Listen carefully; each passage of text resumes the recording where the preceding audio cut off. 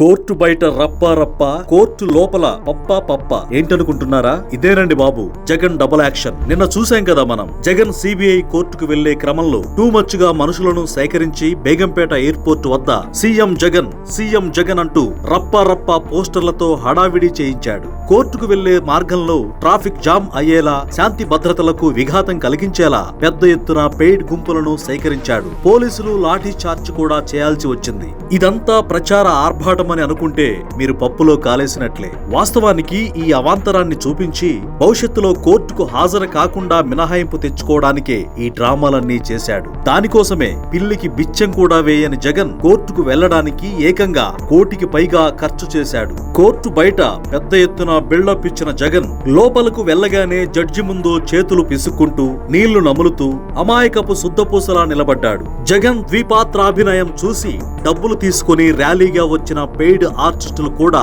ఒక్కసారిగా షాక్ అయ్యారు. జడ్జి ముందు మాత్రం అసలు నాకేమీ తెలియదు అన్నట్లుగా ముఖం పెట్టాడు. చెప్పుకోవడానికి ఏమైనా ఉందా అని జడ్జి గారు అడిగితే ఏం లేదు అంటూ తలను అటూ ఇటూ ఊపేశాడు. న్యాయమూర్తి ఎదుట నిలబడ్డ జగన్ ను చూసి మీరేమైనా అయ్యో పాపం అనుకుంటున్నారేమో. జగన్ వెళ్లి నుంచుంది పిక్ పాకెటింగ్ లాంటి చిన్న కేసుకు కాదు, ఏకంగా 43,000 కోట్లు దోచుకున్న కేసు. అది గత 5 ఏళ్లలో కాదు, 2009లో చేసిన దోపిడీ. ఇప్పటి వరకు ఈ కేసుల్లో అరెస్టు కాకుండా, విచారణ ముందుకు సాగకుండా ఉండేందుకు జగన్ తో పాటు అతని అనుచరులు 135 డిశ్చార్జ్ పిటిషన్లు వేశారు. డిశ్చార్జ్ పిటిషన్ అంటే నేను అమాయకుడిని, ఈ కేసుతో నాకు సంబంధం లేదు, కేసును కొట్టేయండి అని కోర్టును వేడుకోవడం. ఈ డిశ్చార్జ్ పిటిషన్లపై విచారణ పూర్తయ్యాకే అసలు కేసు ప్రారంభమవుతుంది. రాజ్యాంగంలోని లూప్ హోల్స్ వాడుకుని అసలు కేసు విచారణ మొదలు కాకుండా 13 ఏళ్లుగా తప్పించుకుంటూ తిరుగుతున్నాడు. ఇలాంటి ఆర్థిక నేరస్తుడు రేపు ఎన్నికలు వస్తే మళ్లీ ముఖ్యమంత్రి కావాలనే